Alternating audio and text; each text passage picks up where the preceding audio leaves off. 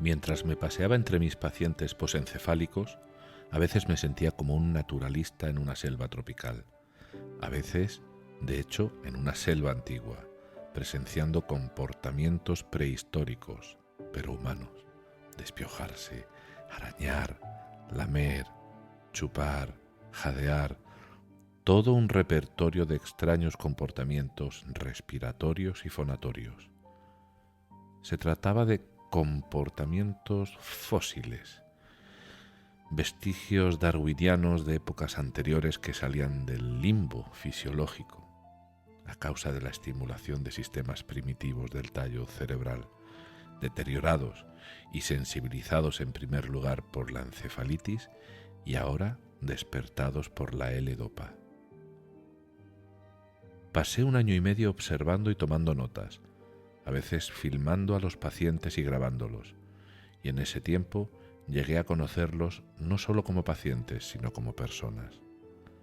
Muchos de ellos habían sido abandonados por sus familias y solo tenían contacto con las enfermeras, hasta que conseguí desempolvar sus gráficos de las décadas de 1920 y 1930, no pude confirmar sus diagnósticos, y en ese momento le pedí al director del hospital si podríamos trasladarlos a un solo pabellón en el que estuvieran juntos, con la esperanza de que eso permitiría que se formara una comunidad.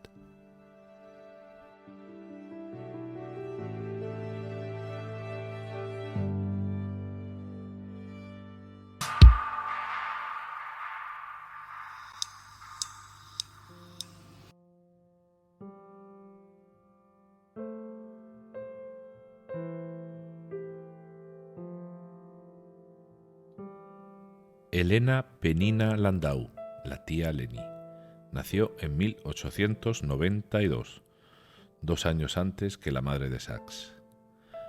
4 de las 7 hermanas fundaron escuelas y la madre de Sachs, Elsie, como ya sabemos, se hizo médica, una de las primeras cirujanas de Inglaterra.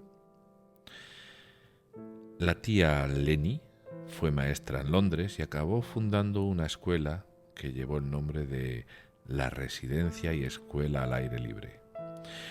Una escuela para niños delicados y, como dice Sachs, niños delicados en aquella época podía significar cualquier cosa, desde niños con asma, niños especialmente nerviosos o hasta niños autistas.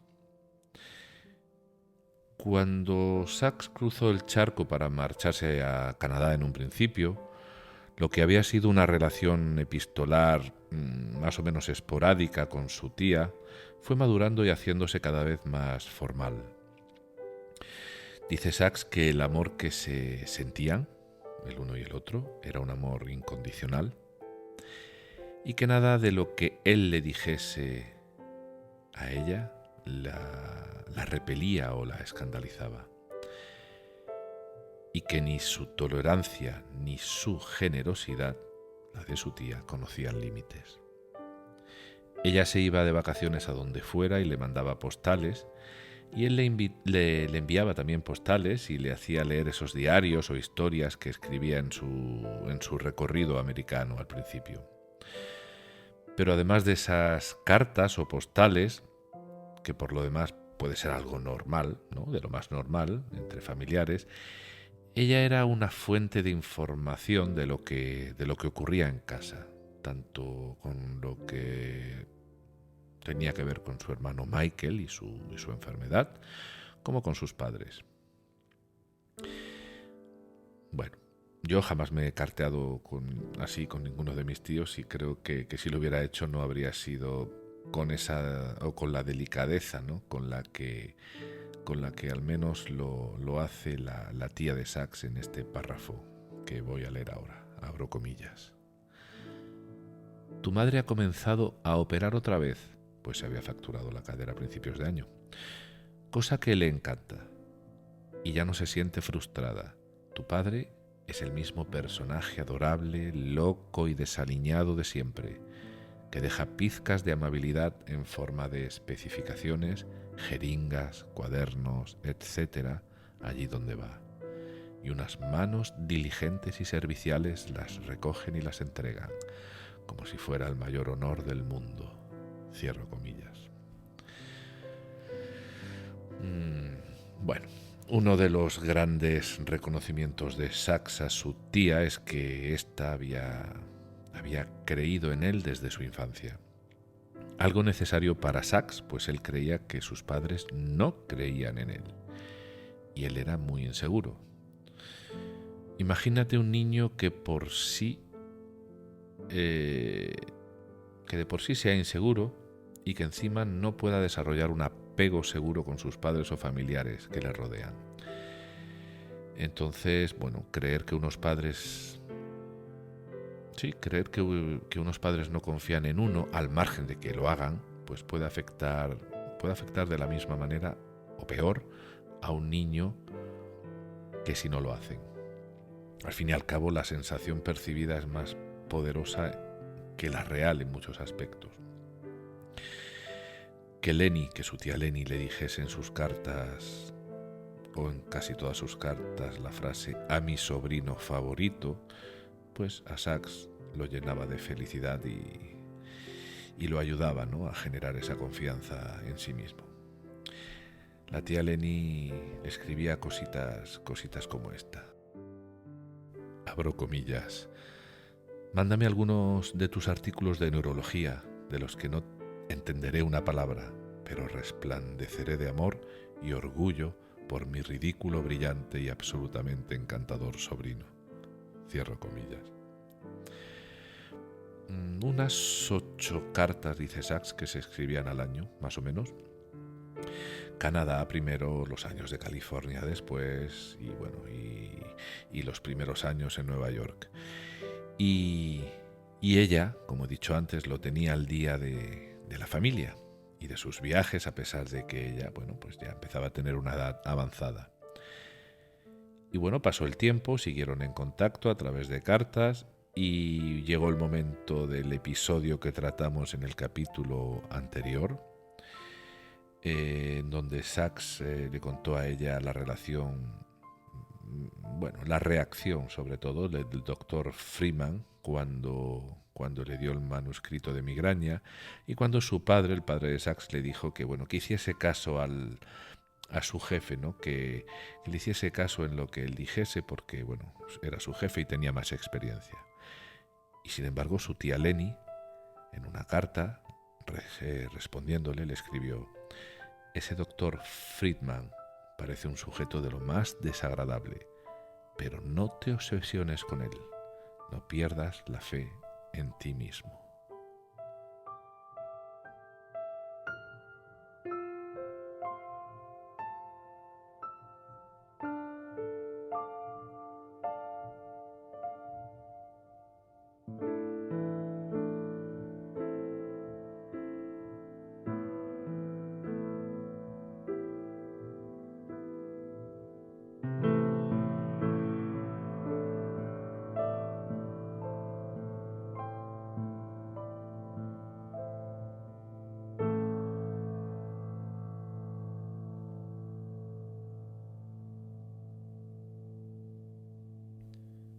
Como ves, nada excepcional a simple vista, pero sí que su tía Lenny fue un apoyo, como si fuese la única de la familia que legitimase lo que Sachs iba haciendo.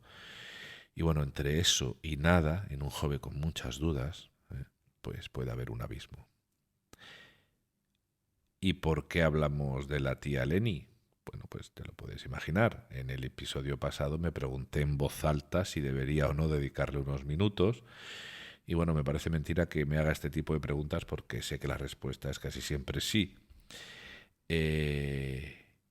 Pues si Sachs le ha dedicado una buena cantidad de páginas a su tía, no voy a pasarla yo por alto, aunque sea para decir las 4 cositas que hemos comentado aquí. Bueno, ahora sí, después de un buen ratito ya de episodio, te saludo, mejor tarde que nunca. Deseo que estés muy bien y aprovecho y también te animo a que, como lo ha hecho Graciela o Lola o Mar o Isa últimamente, te animes a dejarme algún mensajito por la vía que quieras, porque no sabes la alegría que me hace, sobre todo andando tan lejos de todo. A veces, y bueno, lo digo seriamente, me alegran, a veces no, siempre que ocurre, me alegran el día, ¿no? Unas palabras cálidas que me pueda encontrar en iVoox o en YouTube, ¿no? Pues acerca del episodio que se viene de publicar, o cuando decís que acabáis de descubrir el podcast y que os gusta, ¿no? Hasta lo que en ese momento habéis escuchado.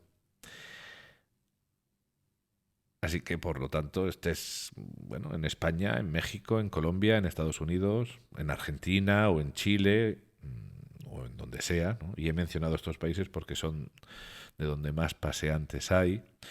Pues eso, que allá donde sea que estés y de donde quiera que seas, pues bienvenida, bienvenido a Paseando con Oliver Sacks.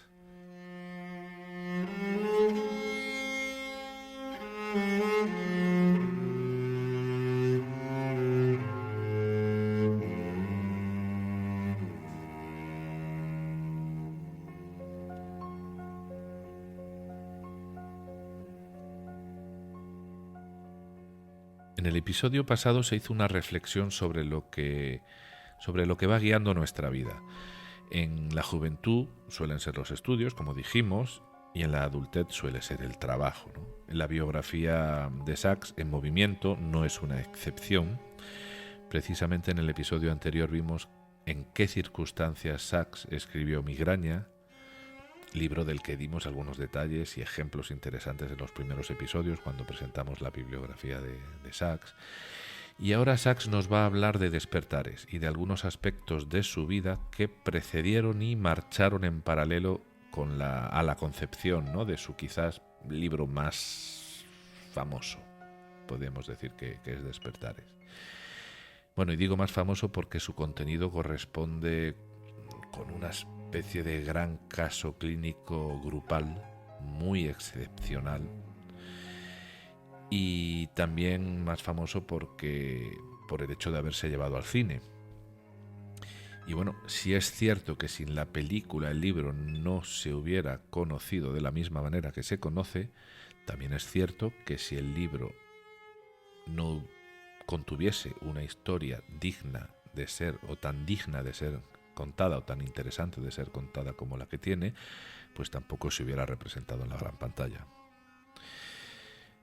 Como en Musicofilia y en todos los libros de Sacks, a Despertares también le hicimos una reseña inicial en los primeros capítulos, y lo que sí hicimos con Despertar, y no con todos todavía, ha sido dedicarle luego un capítulo en exclusiva, ¿no?, en el que recorríamos su contenido para entender lo que es esta obra, que no es demasiado fácil de entender, la verdad. Al menos en el sentido en el que no se lee como si fuese una novela, cosa que sí ocurre con otros libros de Sacks. Por lo tanto, en este punto en la biografía de Sacks, que ocupará este episodio y el siguiente, trataré de no repetirme en lo que concierne a Despertares. Por lo tanto, andaré tangencialmente por su lado, recogiendo otros detalles que quizá todavía no sepamos, aunque, bueno, pues no tengamos más remedio que pisar de vez en cuando tierra conocida, pues para conocer algunos porqués. Sacks comenzó a visitar a los pacientes del Beth Abraham, el Monte Carmelo dentro de Despertares, ¿no?, cambió el nombre. Así que a veces lo conoceremos como el Beth Abraham y a veces el Monte Carmelo, ¿no? Bueno, pues se dio cuenta que un buen puñado de los pacientes que allí había, pues eran supervivientes de la pandemia de encefalitis letárgica, pues que se había extendido por el mundo a principios de la década de 1920. Sacks escuchaba con mucha atención allí a las enfermeras porque sabía que tienen siempre un conocimiento que se le suele escapar a muchos de los médicos, ¿no?, que andan siempre por otras latitudes de conciencia, ¿no?, vamos a decirlo de esa manera. Él sabía que de ellas, o llegó a saber de ellas, que estaban convencidas de que detrás de la apariencia de esos enfermos, encerrados, encarcelados en sí mismos, sus mentes y sus personalidades estaban intactas. Decían las enfermeras que los pacientes a veces se liberaban de sus estados de parálisis, por ejemplo, y que se les podía animar con la música. Y si estas enfermeras al final animaban, algunos de ellos incluso se ponían a bailar, ¿no? A pesar de que entre ellos había algunos también que no podían andar normalmente. Y Sachs usa este término de que se pusiesen, o sea, este hecho de que se pusiesen a andar o a bailar de forma repentina a través de la música, él le denomina la cinesia paradójica, ¿no? Y dice Sachs que era una manera muy espontánea y muy repentina, ¿no? Como a la velocidad del rayo. Fíjate cómo nos cuenta Sachs lo que él observaba, ¿no? en estos pacientes. Lo que me fascina era el espectáculo de una enfermedad que nunca era igual en dos pacientes, una enfermedad que podía adquirir cualquier forma posible, acertadamente denominada fantasmagoría por aquellos que la estudiaron en las décadas de 1920 y 1930. Era un síndrome que incluía una gran variedad de alteraciones que ocurrían en todos los niveles del sistema nervioso. Un trastorno que podía mostrar mejor que ningún otro cómo se organizaba el sistema nervioso, cómo funcionaban el cerebro y el comportamiento en sus niveles más primitivos.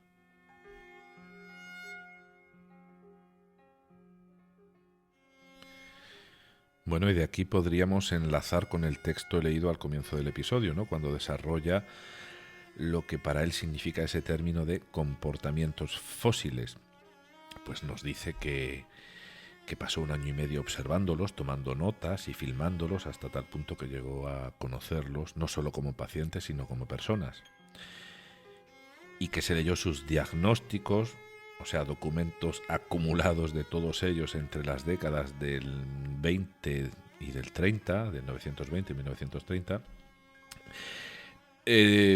Sabiendo que llevaban algunos de estos pacientes más de 40 años de esa manera, ¿no? Así que Sachs consiguió que el hospital reuniese en una planta a los que habían contraído esa enfermedad, pues en el hospital había pacientes con otras enfermedades, y consiguió crear una especie de comunidad de supervivientes posencefálicos. No tardó mucho Sachs en pensar que de ahí podría salir un libro. Sachs ya estaba en modo libro desde que se decidió por escribir Migraña y desde que tuvo aquella revelación de crear una obra neurológica. Y a partir de aquí, a partir de este punto, voy a lanzar una hipótesis que vamos a trabajar durante el resto del episodio. A ver qué tal nos sale.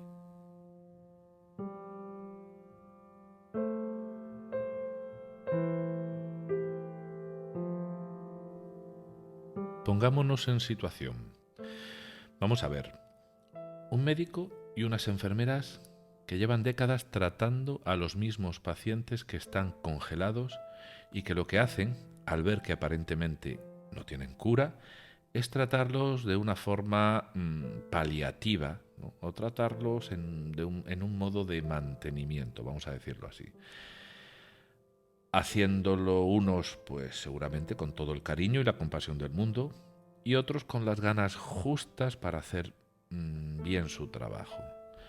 Como ocurre en todos los trabajos y como nos ocurre a todos, al menos a mí sí me ha ocurrido. Yo he tenido trabajos en donde no he parado de mirar el reloj a ver cuándo terminaba la jornada para salir corriendo, y he tenido trabajos en los que me he quedado un poquito o mucho más porque aún tenía que hacer muchas cosas, algunas incluso añadidas por mí. Bueno, pues entonces estamos en situación y ahora resulta que a este hospital llega un médico y ve a toda esa gente congelada, descubre la inmensidad de lo que tiene enfrente, las ganas de hacer algo por ellos y el potencial como historia que tiene esa situación, y decide que lo va a escribir. Voy a suponer que este fue el caso de Sachs. Y esta es una hipótesis, por supuesto, de mi propia cosecha. Supongamos entonces que Sachs vio aquello y decidió que para su libro, que por supuesto iba a ser extenso, sesudo, detallado y minucioso al milímetro, necesitaría de mucho trabajo, de mucha observación, de llegar al hondo de todos y de cada uno de los enfermos, dentro de lo que estos le podrían permitir estando en ese estado de sueño, por supuesto. Supongamos también, entonces, que el interés por Sachs era, sobre todo, instrumental. Es decir, que lo que él quería con su entrega a esos pacientes era conocerlos bien y tener todo el material necesario para escribir ese libro que tan pronto vislumbró.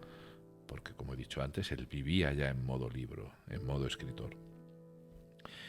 Entonces se pone a investigar, lee en prensa que el médico George Coetzius administró a sus pacientes de Parkinson por esa época dosis 1000 veces más grandes de lo normal para esa enfermedad en un grupito de pacientes con resultados estupendos, y Sachs entonces decide hacer lo mismo con los suyos, con sus pacientes, porque Sachs lanza la hipótesis de que igual ese estado catatónico de la encefalitis letárgica pueda ser una especie de Parkinson tan acelerado que de lo acelerado que es el paciente se quede inmóvil. Bueno, hipótesis un tanto loca y dudosa en un principio.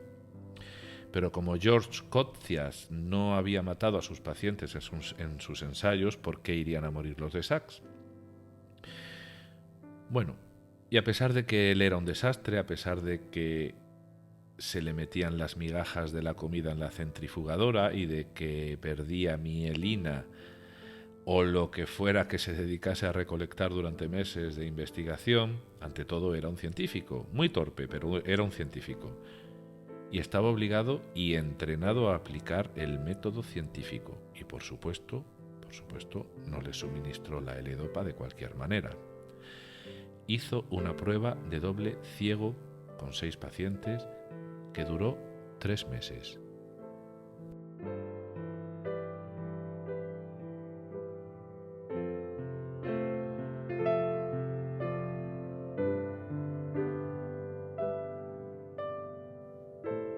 ¿Y qué es una prueba de doble ciego? Te estarás preguntando si no conoces el término.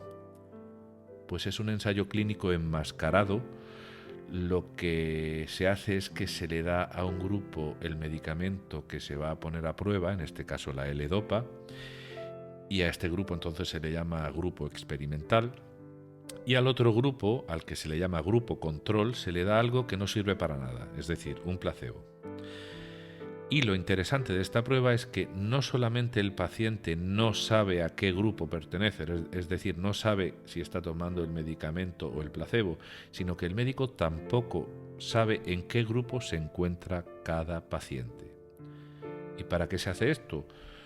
Pues para evitar prejuicios en los resultados de los estudios, o para evitar el trato diferente a los enfermos, y para evitar sesgos como el sesgo de confirmación, que consiste en buscar, recordar o interpretar más aquella información que confirme nuestras creencias o nuestras hipótesis. Y esto nos ocurre a todos y en muchos campos, y ya no digo en el campo de la política. Bueno, ¿y qué obtuvo Sachs al cabo de un tiempo? Cuando terminó este experimento, pues obtuvo un 50% de éxitos y por supuesto un 50% de fracasos. Así que a los que no habían tomado aquellos que no habían despertado, pues les dejó de suministrar el placebo y les comenzó a dar la L-Dopa, lógico. Pero bueno, voy a volver a retomar entonces esa hipótesis que he lanzado sobre la motivación de Sachs, cuando decide entregarse en cuerpo y alma a esos pacientes. Y no exagero cuando digo lo de cuerpo y alma, porque se presentó incluso voluntario a hacer siempre el turno de noche para estar solo en el hospital con sus pacientes. Y es que esto no se le dijo en el episodio pasado, pero después de la experiencia con Carl, aquel chico al que le dio a probar la droga por primera vez en Ámsterdam, no sé si por sentirse culpable o por otra razón, Sachs decide ahí hacer un celibato que le llevará a rajatabla, según él, durante más de 30, o sea, que llevará a rajatabla, según dice Sachs, por supuesto, durante más de 30 años. Así que quiero pensar que como no se veía con nadie y como no tenía, entre comillas, una vida personal, pues ¿por qué no dedicar todo su tiempo a sus pacientes y por qué no mudarse a vivir a una estancia del hospital para estar allí las 24 horas, bueno, allí mismo en el hospital, que fue lo que hizo? Entonces, sigo con esta hipótesis. ¿Y si hizo todo esto? ¿Y si hizo todo esto para poder escribir su libro? O sea, ¿y si el objetivo era escribir el libro y no otra cosa? ¿Perdería el mérito que se le tiene dado? ¿Quién sabe además de las intenciones de lo que hacen los demás, de lo que hacen los que nos rodean? Y si, bueno, en cualquier caso su motivación si era estrictamente médica, si su motivación era estrictamente médica, ¿qué es una motivación estrictamente médica? La de dedicarse a los pacientes con entrega y amor.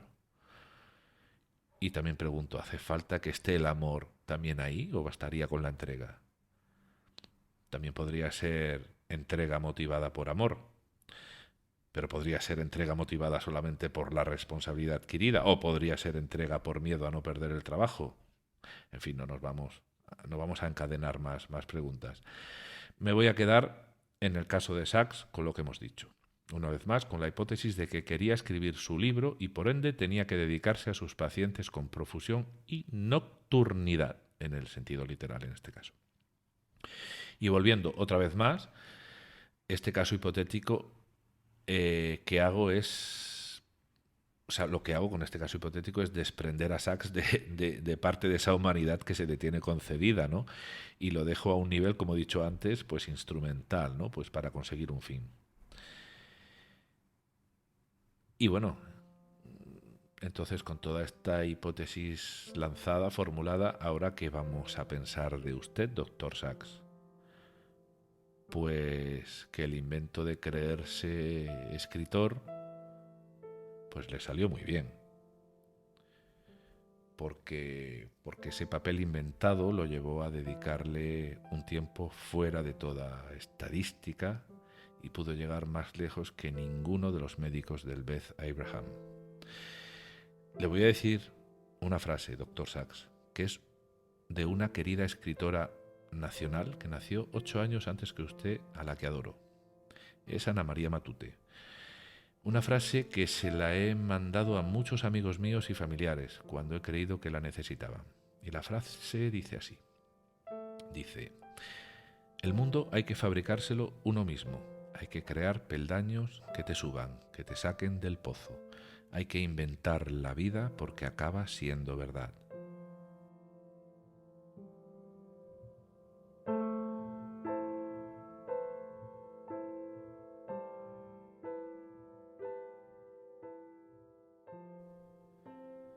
¿Se inventó usted la vida y acabó siendo verdad, doctor Sachs?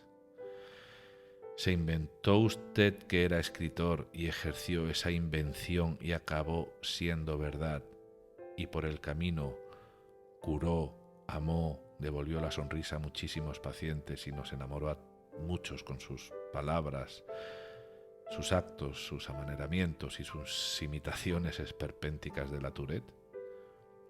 ¿Usó a sus pacientes como instrumentos para escribir? No nos conteste, déjeselo para usted. Pero fíjese y escuche en este mundo las alarmas que se ponen a sonar cuando se lanzan hipótesis capciosas. Escúchelas. Voy a poner un ejemplo, doctor Sachs, a usted y a los caminantes de este podcast. Vamos a hacer otro ejercicio de imaginación. Imaginemos a un profesor trabajando ya unos años en un colegio de secundaria, por ejemplo. Resulta que los adolescentes son insoportables, las limitaciones del sistema educativo son desesperantes, el papeleo, el no creer en el papeleo, ni en los estándares, ni en las rúbricas, ni en que lo que uno ha enseñado haya servido de algo. Entonces ocurre en el profesor el cansancio primero, después la desgana y al final la desilusión crónica. Y el profesor se convierte en uno de aquellos médicos del Monte Carmelo. Pero resulta que al profesor se le enciende una lucecita que se va haciendo cada vez más grande y lo ilumina con la visión de que quiere dedicarse a hacer una obra sobre los problemas en educación, porque quizá esto lo pueda salvar de su desidia. Así que quiere hacer una obra sobre la educación que lo rodea cada día en su vida, en su trabajo. Y entonces se inventa que él es un escritor. Se inventa que va a ser un escritor, un investigador. Y entonces comienza a leer sobre investigación educativa y de todo lo que lee descubre, por ejemplo, el método de investigación-acción, y ya solo de verlo escrito le motiva ese guión entre la palabra investigación y la palabra acción, y ve que este método bien llevado a cabo puede resolver problemas puntuales en el aula, y esto le quedaría muy llamativo en su libro. Y entonces se pone manos a la obra, y como se inventa también que está como una sonaja, empieza a llegar al instituto una hora antes y se medio esconde para observar el comportamiento de sus alumnos y poder crear un patrón conductual antes de entrar en el colegio, y también lo hace durante un buen rato a la salida y toma notas durante el curso académico, las ordena, las operativiza, plantea hipótesis, las refuta, saca conclusiones. Diseña también una serie de intervenciones destinadas a alcanzar los objetivos que se propuso, que no eran otros que los encaminados a resolver los problemas detectados en el aula y que lo tenían tan sumido en esa desgana infinita, y por fin pone en marcha su plan de acción, y con el tiempo sus alumnos comienzan a despertar, a sacar mejores notas. Las reacciones y las reacciones de los padres o las relaciones con sus padres, entre los alumnos y sus padres, son mejores, y acaba publicando todo esto que era para lo que él se había metido en este embrollo. Y así un año y otro, y pasa por todos los niveles de secundaria y bachillerato y logra escribir una obra sobre problemas y soluciones reales en educación. Quiso inventarse una vida y acabó haciéndose real. ¿Le reprochamos a este maestro el uso instrumental de sus alumnos para poder llegar a su objetivo?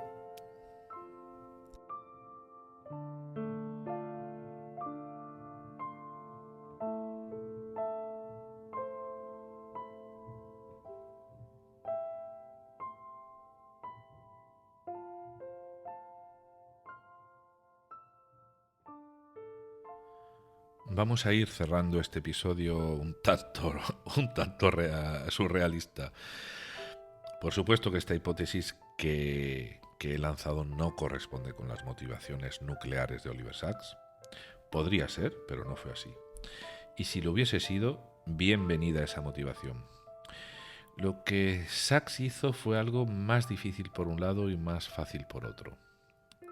Vamos a ver. Inventarse una vida y mantener esa invención toda la vida cuesta mucho esfuerzo, a no ser que al comienzo de estar inventándola se descubra que se está muy a gusto en ese camino. Entonces ahí ahí entraría a trabajar una motivación endógena, pues para mantener, entre comillas, por sí sola el proyecto, ¿no? Lo fácil en Sacks fue que esa motivación estaba desde el principio, así que la vida que tuvo que inventarse ya estaba en él hasta que se le reveló. Pero lo difícil es que estaba en esta motivación en muchos aspectos, en muchos ámbitos. Estaba en la química, estaba en la biología, estaba en la medicina, estaba en la literatura, estaba en las humanidades, y él supo ir descubriendo su camino, cayéndose allí, apoyándose allá, hasta que al final las piezas encajaron. Sacks fue un Thanos bueno. Con mucho esfuerzo se hizo con las gemas del infinito y chasqueó los dedos llegado el momento. Y yo me permito la licencia de usar este símil. Por supuesto que Despertares no se escribió sola, como tampoco fueron fáciles ni su camino, ni fueron agradables las críticas de sus colegas al libro. Pero bueno, de esto ya sabemos algunas cosas. Hay un episodio entrañable por estas fechas en donde a Sachs le asignan un grupo de alumnos para que él les dé clases de neurología. Y bueno, además de las clases formales, Sachs también se los lleva al Jardín Botánico de Nueva York y se los lleva a visitar pacientes. Los pacientes que Sachs elegía para las visitas eran pacientes de confianza, ¿no? Digamos que eran pacientes que se sentían bien en presencia de estos alumnos, como es el caso de Goldie Kaplan. No sé si te acordarás de Goldie Kaplan, hablamos de ella en uno de los primeros episodios, cuando dimos ese repaso rápido por Despertares. Y bueno, es esa mujer que le dijo a los estudiantes de Sachs aquello de no intentéis memorizar Siringomielia de vuestros libros de texto, pensad en mí. Observad esta gran quemadura que tengo en el brazo izquierdo de cuando me apoyé en un radiador sin sentir calor ni dolor. Recordad la manera tan retorcida que tengo de sentarme en una silla, mis dificultades con el habla porque el siringe comienza a alcanzar el tallo cerebral. Yo ejemplifico la siringomielia, decía, pensad en mí. Bueno, pues si no os acordáis, aquí está lo que quería que recordaseis. Que Sachs llevaba, pues como todos los médicos que llevan a sus alumnos a ver a pacientes y veréis que esto que hacía Sachs, quizás por la manera en la que lo hacía, pues no quedaba, marcaba finalmente a los alumnos. Pues el caso es que a estos alumnos les daba sus clases, les hacía el circuito de visitas correspondiente a los enfermos, además de llevarlos, que esto no sé si lo harían todos los profesores, de llevarlos a un parque o en este caso al Jardín Botánico de Nueva York. Y llegó el momento a final de curso en el que Sachs tenía que ponerle las notas a sus alumnos. Y bueno, pues acabó poniéndole a todos sobresaliente. ¿Cómo han sacado todos sobresaliente? ¿Es algún tipo de broma?, le preguntó el director del hospital. Y Sachs le contestó que no era ninguna broma, pero que cuanto más conocía a un estudiante, más especial lo encontraba. Al final, como era de esperar, dejaron de mandarle alumnos y Jonathan Curtis, un alumno de aquellos años, lo visitó por la época en la que Sachs andaba escribiendo su biografía. O sea, ya era muy mayor, y Curtis, que también sería un hombre mayor, por supuesto más joven que Sachs, pero ya sería un hombre mayor, pues le dijo que lo único que recordaba de sus días de estudiante eran los 3 meses que había pasado con él.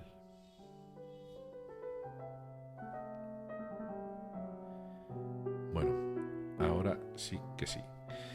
Vamos a marcharnos, que tenemos otras cosas que hacer. Espero que te haya resultado interesante el episodio. Espero que hayas soportado estas hipótesis un poco enrevesadas que he hecho.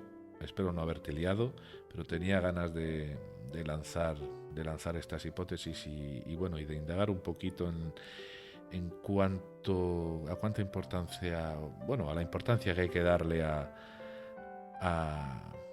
que la motivación de hacer algo sea una cosa u otra, y si lo importante es el resultado que se obtiene, ¿no?, o los efectos que van produciéndose por el camino.